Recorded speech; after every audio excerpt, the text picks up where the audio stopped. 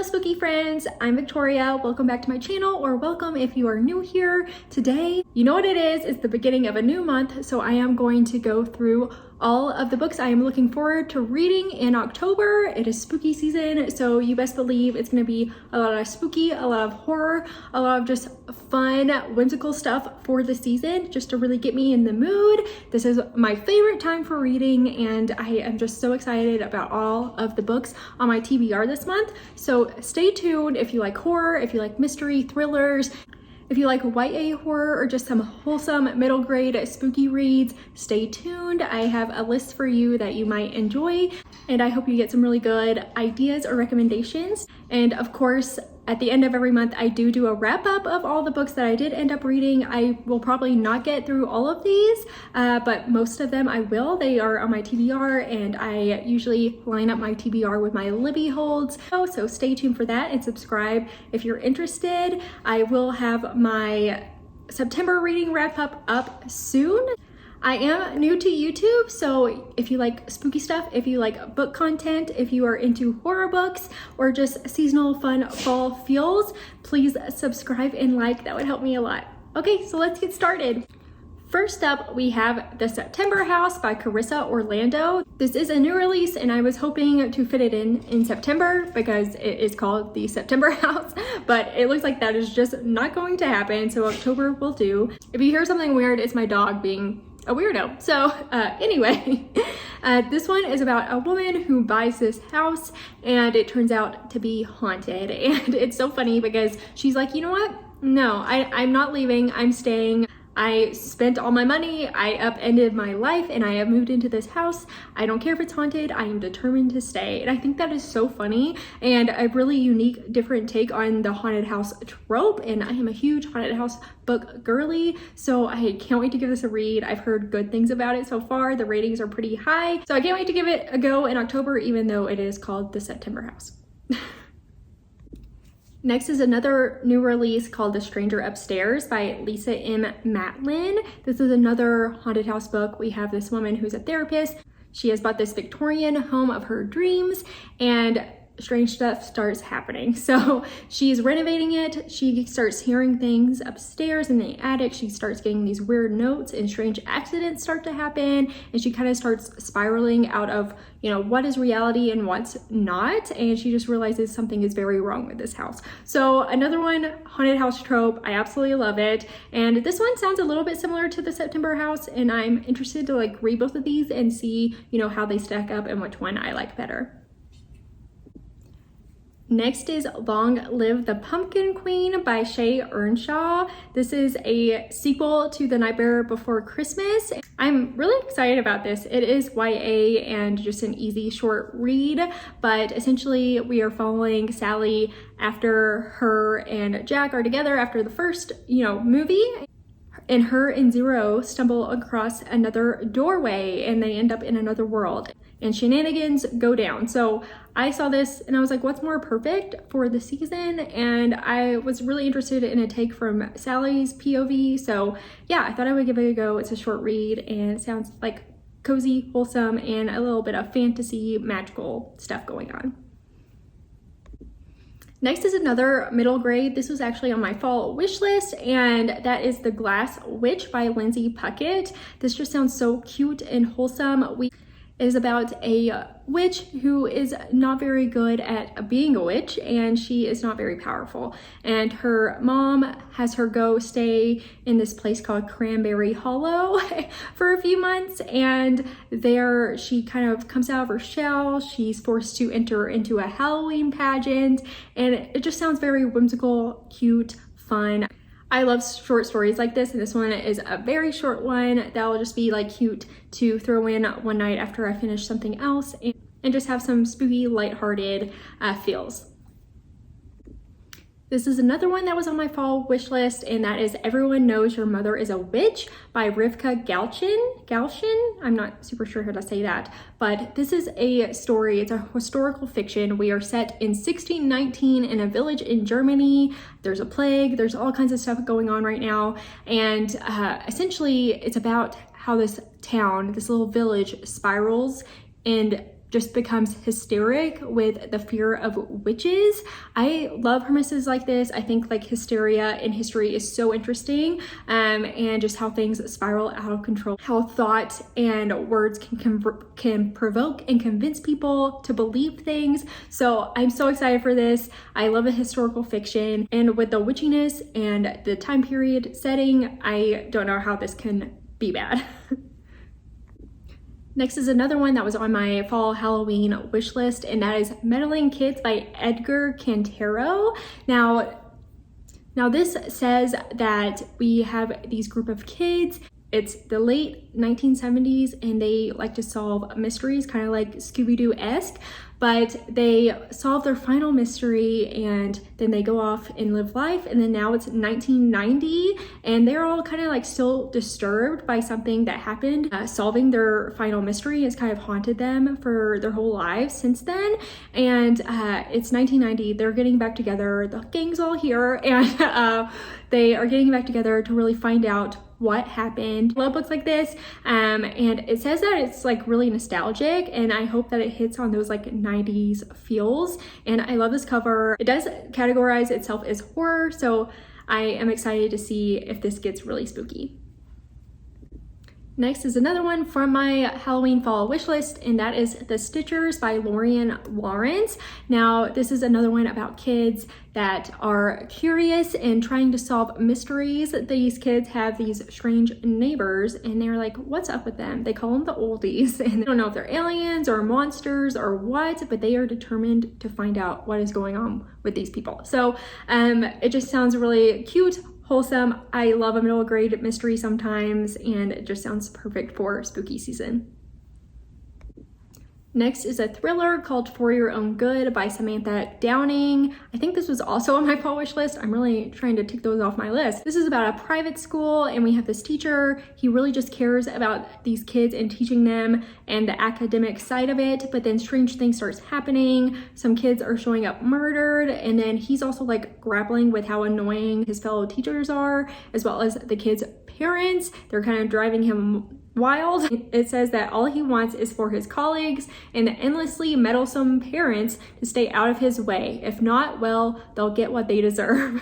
And I'm just so interested to see where this goes. I think it sounds funny and really entertaining, and I just love the idea of these parents just edging their way into all the business. I love that kind of catty drama. Also, we're at a private school, like atmosphere. That's what I want. I want the atmosphere. Excited to see how this one ends up. Next is a classic and a staple. I can't believe I haven't read this. I feel like every year I'm like, I'm gonna read this in October, and then I never do. This is the year I'm gonna read it, and that is The October Country by Ray Bradbury. Now, this is a collection of stories all about fall, all about spooky stuff. We got mysteries, hauntings. It says that it's haunting, harrowing, and downright horrifying. So I've only heard amazing things about this. It's a classic for a reason, and Ray Bradbury is pretty much like the king of fall autumn reading and writing, so I can't wait to give this one a shot. Next is one that so many are excited about, myself included, and that is Rouge by Mona Awad. Now, Mona Awad wrote Bunny, which I absolutely loved and also highly recommend. It's a weird one, and I hope this is a weird one too, because I love some weird stuff sometimes. But this is about a girl who's obsessed with her looks and aging, and then her mom mysteriously dies. And at her mom's funeral, this strange lady shows up, this lady in red, and she tells our main character that she has info about her mother's death, and then shows her this strange video about this spa experience. Sounds very weird and different, which like sign me right up. I also love books and movies with commentary about aging and just like womanhood as a whole, and I hope that I get some good commentary about that in here, and I just can't wait to read this. Next is one that wasn't on my radar, but my friend Sydney recommended it to me, and I looked it up and I was like, yes, this sounds right up my alley, and that is Baby Teeth by Rouge Stage. I hope I'm saying that name correctly. This is about a mother and daughter, and the daughter seems a little bit off, like very much manipulative and clever, and is going about trying to pretty much ruin her mom's life and break up her parents and who knows what. but her actions just keep getting worse and worse. So I absolutely love stories about there's something wrong with the kid, like the kid is not good. Have you ever read The Push? Read The Push. It's amazing. But I love this kind of trope. And I'm also a sucker for like mother-daughter relationship kind of books. So I can't wait to give this a read. It sounds so fun and interesting, and I just love books with spooky children. Next is one that is super short, and that is The Salt Grows Heavy by Cassandra Claw. Now this sounds so good. It says that you may think you know how the fairy tale goes. A mermaid comes to shore and weds the prince. But what the fables forget is that mermaids have teeth. And I just think this sounds so interesting. It's a very short story, but we have mermaids, we have plague doctors. It says that we have ageless children who are thirsting for blood. So I am so excited to see how this goes. I've also heard amazing things about this. I think that it's won a few awards as well. So I cannot wait to give this a try. And it's such a short read. Like I feel like a cozy night with some ambiance videos on and a candle and a cup of tea just to knock this out in one sitting. Oh, sounds so perfect for Halloween. Next is one I am so excited about. I've only heard amazing things, and that is House of Hunger by Alexis Henderson. Now this, it seems like it's a world full of vampires, like that's what it seems to me, but it says that this is like a thriller gothic horror. We have this young woman who goes to work at the castle where this countess lives, and I would assume that she is like a high up vampire. It doesn't say vampires in the synopsis, but that's what it sounds like. It says that blood is power in this fantasy world, and she is a blood maid. So she goes to be a blood maid to the countess, and I guess they start sparking up a relationship, but then she starts finding out secrets about this house and this castle. And it says that it's like turns into a game of cat and mouse between, I guess, the people that she's working for and herself. And I just can't wait to read this. I think the atmosphere is gonna hit so hard. I love that we're in this like spooky castle. She's a blood maid. It seems like we got vampires. I don't know. I've also been on a huge vampire kick lately. But yeah, I've only heard amazing things. Can't wait to give this a go.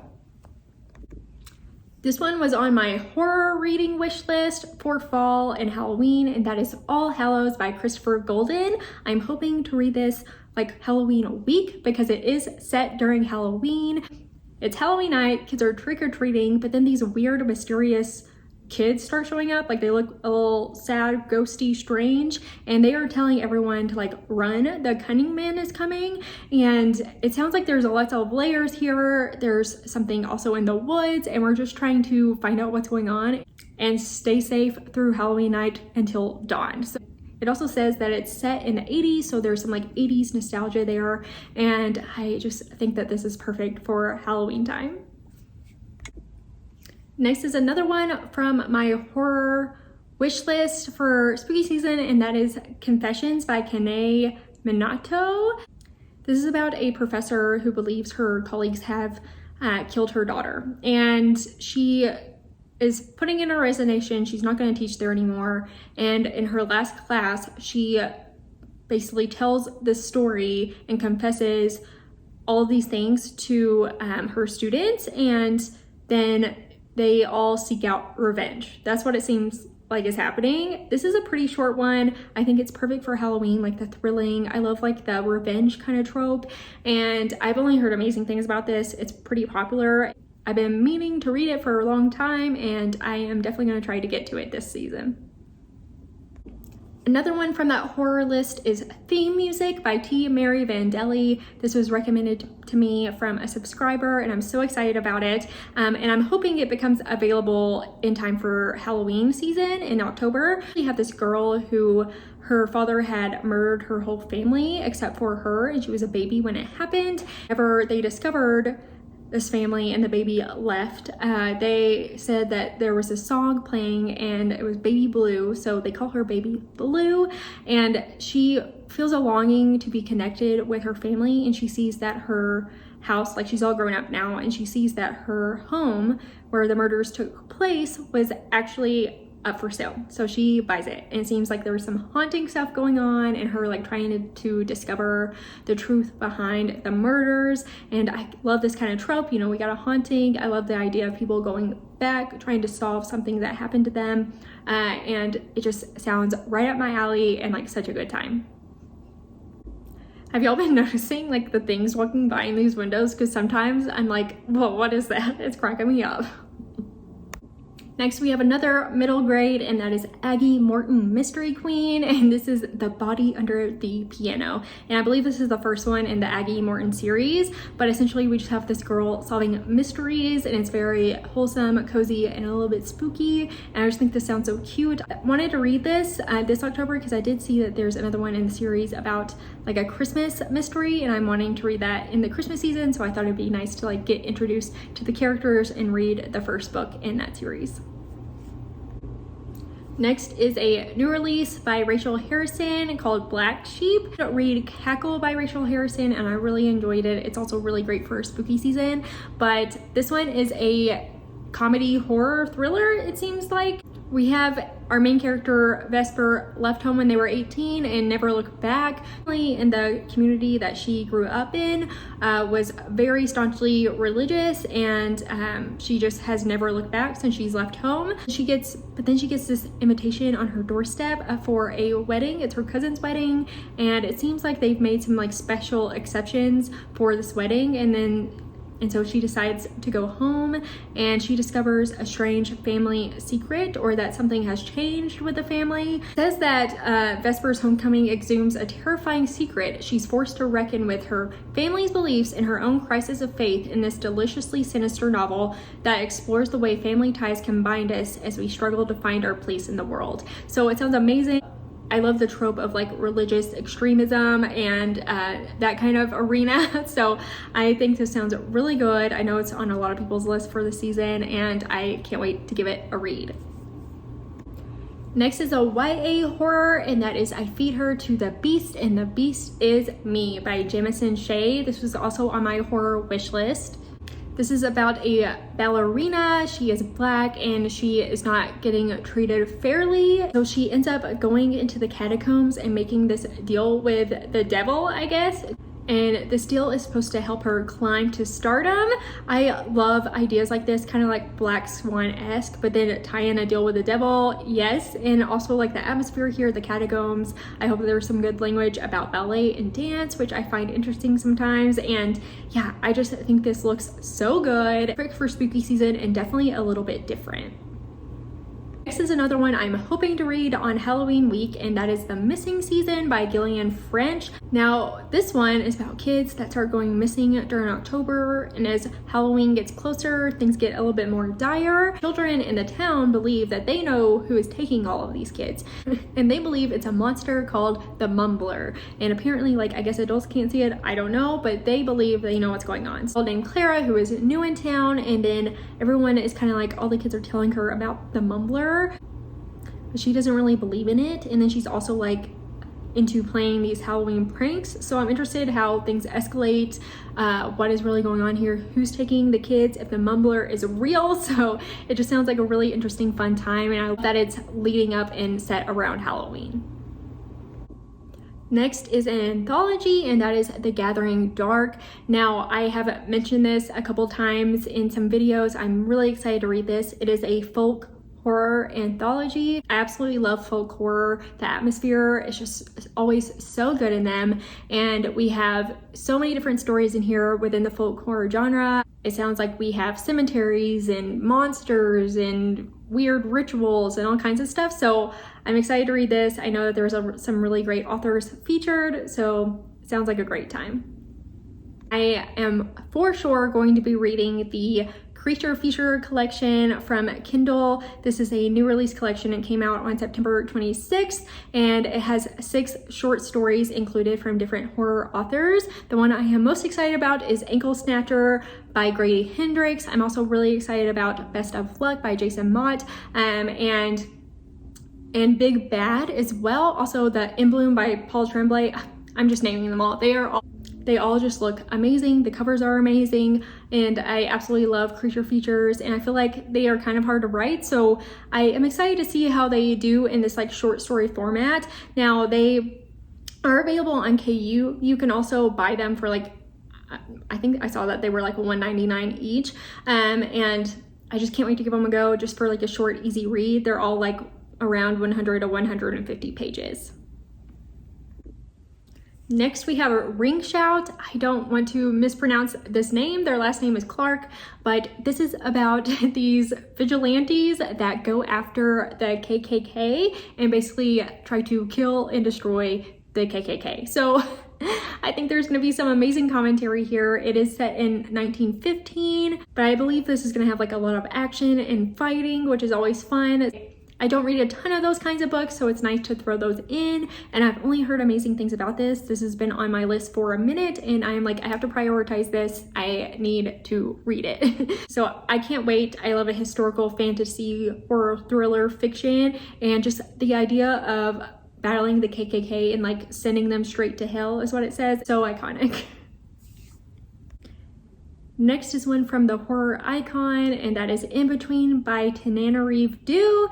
Now, I haven't actually read anything by her, and that's simply because the books are always very long. I did find one that I wanted to read this season that is a little bit shorter, and is The Between. We have this man who, when he was younger, his mother like sacrificed her life to save him from drowning, and he's always kind of had like these kind of nightmares. And we're following him 30 years after that accident. And his wife has been elected the first Black judge in Dade County, Florida. And they have this person that is just sending them this awful racist hate mail. And he starts becoming obsessed with protecting his family. Like, he's very scared something bad is going to happen to them.